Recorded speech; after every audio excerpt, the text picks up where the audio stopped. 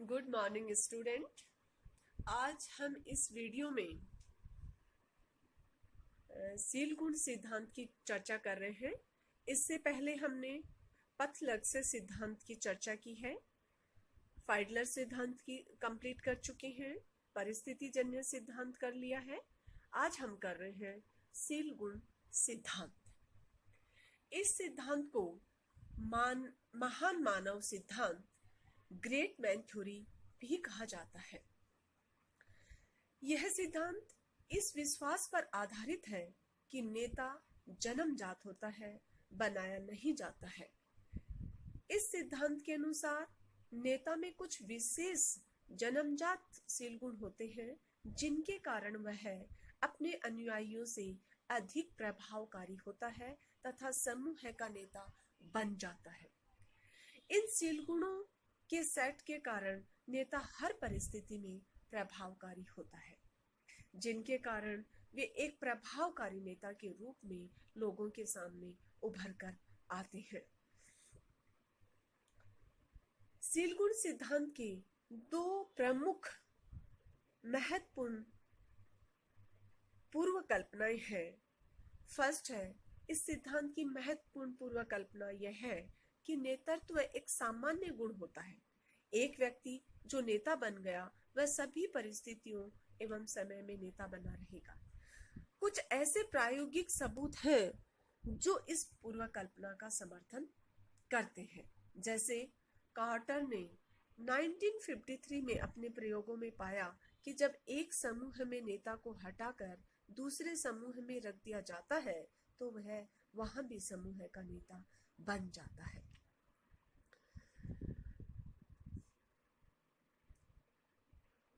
Quarter ने 1949 में अध्ययनों के आधार पर यह साबित कर दिया है कि नेतृत्व एक सामान्य गुण नहीं है और एक परिस्थिति में नेता होना इस बात की कोई गारंटी नहीं देता है कि वह अन्य परिस्थितियों में भी नेता होगा।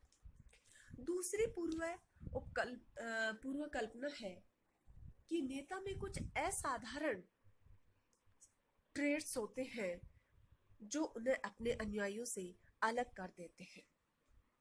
ऐसे अनेक अध्ययन हुए हैं जिनमें ये स्थापित होता है कि कौन कौन से वैसे ट्रेट्स हैं जिनके होने से व्यक्ति समूह का नेता बन जाता है। मान ने 1959 में 125 ऐसे अध्ययनों का सर्वे किया और इन लोगों ने पाया कि 3 तरह के सील गुण प्रमुख हैं जिनके होने पर कोई भी समूह का नेता बन जाता है। फर्स्ट है शारीरिक सील गुण, दूसरा है व्यक्तिगत सील गुण और तीसरा है अर्जित सील गुण। शारीरिक सील गुण में व्यक्ति के शारीरिक आकार, शक्ति तथा आयु को माना गया है, क्योंकि आमतौर में हम देखते हैं नेता बनने के लिए लंबा, भारी, स्वस्थ शरीर तथा अपेक्षाकृत अधिक आयु के व्यक्ति का होना जरूरी है।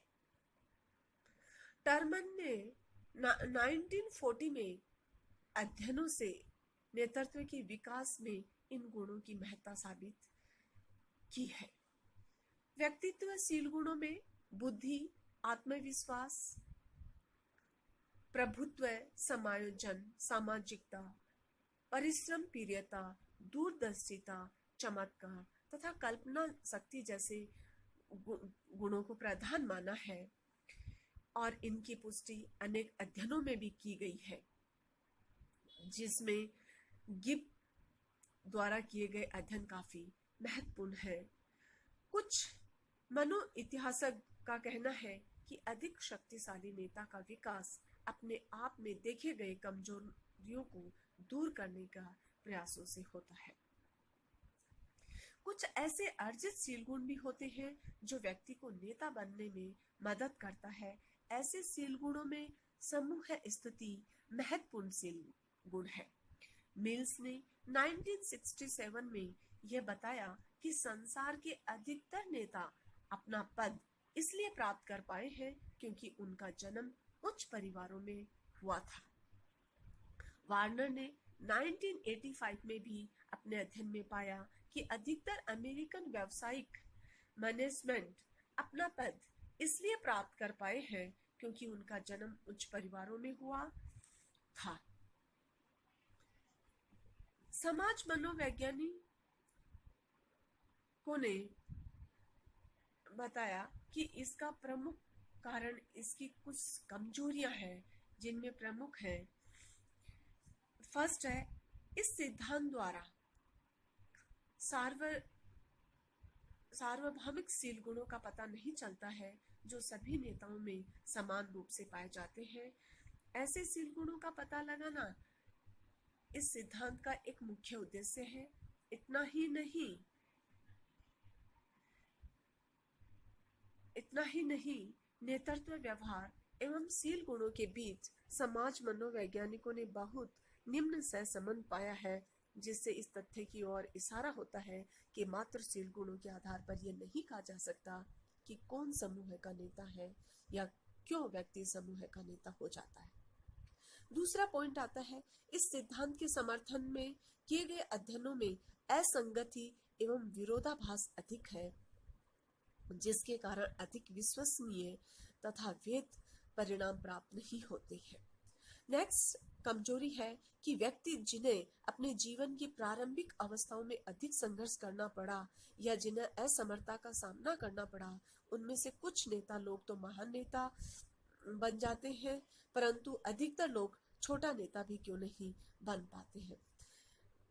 इन आलोचनाओं के से हम इस निष्कर्ष पर पहुंचते हैं कि शील गुण सिद्धांत द्वारा न तो नेतृत्व के विकास की व्याख्या होती है और न ही उसकी प्रभावशीलता की। इसलिए आधुनिक समाज मनोवैज्ञानिकों ने इस सिद्धांत को अन्य सिद्धांतों द्वारा प्रतिस्थापित कर दिया है। उसके बाद आता है ब्रूम एवं एटन का सिद्धांत। इस सिद्धांत का प्रतिपादन ब्रूम एवं एटन ने 1973 में किया है। इस सिद्धांत में नेता की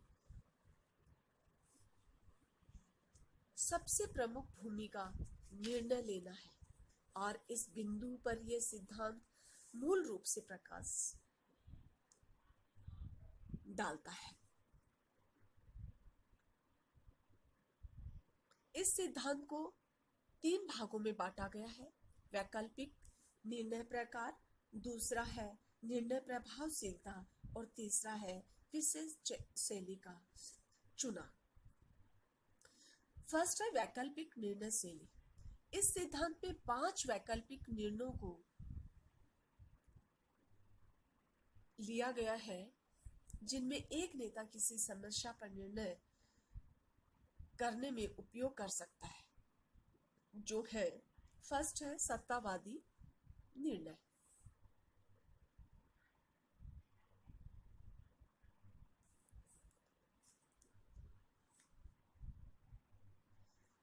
इस तरह के निर्णय प्रकार में नेता अपने सबऑर्डिनेट्स को समूह की उस समस्या के बारे में तनिक भी जानकारी नहीं देता जिनके बारे में निर्णय लिया जाने वाला है। इसके 2 वैकल्पिक होते हैं, A1 तथा A2।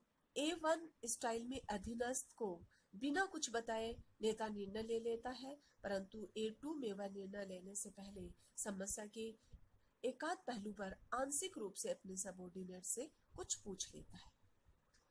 सलाहकार प्रकार। इस प्रकार में नेता अपने अनुयायियों से समूह की समस्या पर निर्णय लेने से उसकी सलाह ले लेता है और उनकी मदद की उम्मीद रखता है। इसमें 2 वैकल्पिक होते हैं, C1 और C2। C1 में नेता अपने समूह के प्रत्येक सदस्य से व्यक्तिगत रूप से सलाह लेता है और तब एक निर्णय पे पहुंचता है, परंतु C2 में नेता सदस्यों से व्यक्तिगत रूप से नहीं बल्कि सामूहिक रूप से सलाह लेता है और एक निर्णय पर पहुंचता है। नेक्स्ट पॉइंट है सामूहिक सहमति प्रकार। इसे G2 कहा गया है और इस प्रकार में नेता अपने अनुयायियों के साथ एक समूह में बैठकर समूह की सहमति प्राप्त करके एक निर्णय लेता है। इस निर्णय में निर्णय की अंतिम जवाबदेही एवं अथॉरिटी नेता की ही होती है। उसके बाद आता है निर्णय प्रभावशीलता। इसमें नेता द्वारा लिए गए नियम की प्रभावशीलता पर असर होता है। इसमें 3 एलिमेंट है। फर्स्ट है निर्णय गुण। नेता की प्रभावशीलता किसी समस्या के संबंध में लिए गए निर्णय के गुण पर निर्भर करती है। जब समस्या अधिक गंभीर तथा व्यापक प्रभाव वाली होती है तो निर्णय गुण उच्च होने की स्थिति में नेता प्रभावी सिद्ध होता है। दूसरी ओर साधारण तथा सीमित प्रभाव वाली समस्या के संबंध में निर्णय गुण निम्न होने पर भी नेता प्रभावी सिद्ध होता है। सेकंड आता है निर्णय स्वीकृति। इसका अर्थ है नेता द्वारा लिए गए निर्णय की स्वीकृति तथा अनुपालन सदस्यों द्वारा कहाँ तक संभव हुआ, जिस सीमा तक सदस्यों में निर्णय की स्वीकृति तथा अनुपालन संभव होता है। और तीसरा पॉइंट आता है सामयिकता। जिसमें निर्णय लेने में नेता कितना समय लगाता है, आवश्यकता से अधिक विलंबित निर्णय अपना प्रभाव खो बैठता है। तीसरा पॉइंट हमारा है विशेष शैली का चयन। इस तत्व के अंतर्गत ये निर्धारित किया जाता है कि विभिन्न नेतृत्व शैली में किस शैली का चयन नेता करता है। परिस्थिति को ध्यान में रखते हुए सत्तावादी शैली, प्रजातांत्रिक शैली अथवा सलाहकार शैली का चयन किया जाता है।